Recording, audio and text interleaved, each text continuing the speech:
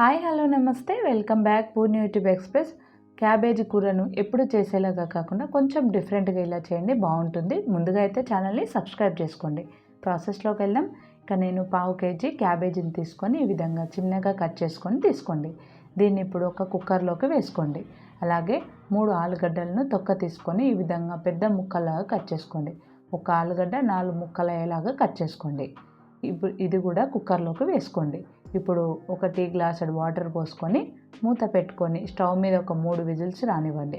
3 whistles తర్వాత మూత తీసి చూపిస్తున్నాను చూడండి, మెత్తగా ఉడికిపోయింది.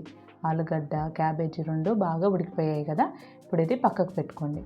ఇప్పుడు స్టవ్ వెలిగించుకొని కడాయి పెట్టుకొని 3 టేబుల్ స్పూన్ల ఆయిల్ను వేసుకోండి. ఇప్పుడు ఇందులోకి 1/2 టేబుల్ స్పూన్ జీలకర్ర వేసుకోండి. అలాగే కొద్దిగా కరివేపాకు వేసుకోండి.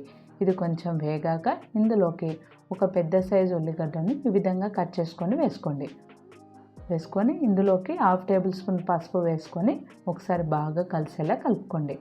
ఉల్లిగడ్డ ముక్కలు అనేది బాగా ఫ్రై అవ్వాలి, సాఫ్ట్గా అయ్యేంత వరకు ఫ్రై చేసుకోండి. ఈ విధంగా ఫ్రై అయిపోయిన తర్వాత ఇందులోకి 1 టేబుల్ స్పూన్ అల్లం వెల్లుల్లి పేస్ట్ వేసుకొని ఒకసారి కలుపుకొని అల్లం వెల్లుల్లి పేస్ట్ పచ్చివాసన పోయేంత వరకు ఫ్రై చేసుకోవాలి.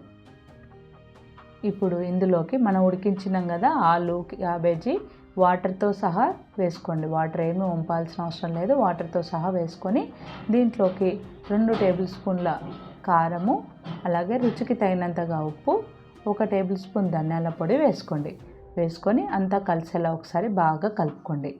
ఇదంతా కారము ఉప్పు అంతా ముక్కలకు పట్టేలాగా బాగా కలుపుకోవాలి. ఈ విధంగా కలుపుకొని స్టవ్ని లో టు మీడియం ఫ్లేమ్లో పెట్టుకొని మధ్య మధ్యలో కలుపుతూ ఆయిల్ అనేది సపరేట్ అయ్యేంత వరకు మూత పెట్టుకొని ఫ్రై చేసుకోండి.